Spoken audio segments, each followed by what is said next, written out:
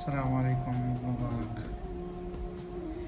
আজকে এমন একটা ব্যতিক্রম ঈদ কাটাইলাম, মানে বিদেশের লাইফে আমার এলা ঈদ কোনো সময় গেছে না।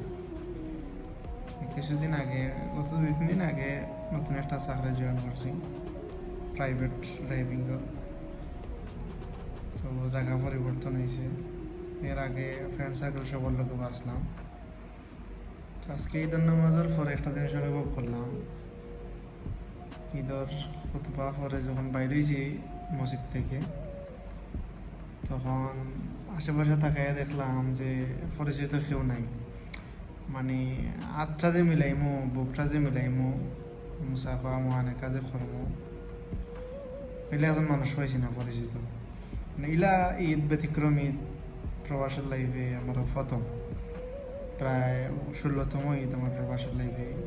15তম ঈদ একরকম গেছে, আর 16তম ঈদ আরেক রকম গেছে। মানে পরিস্থিতি মানুষরে কোন জায়গাতে নেই কোন জায়গাতে লিয়ে যেতে পারে, কেউ কোনো সময় মানে ভাবতেও পারতো না এমন পরিস্থিতি আনছে।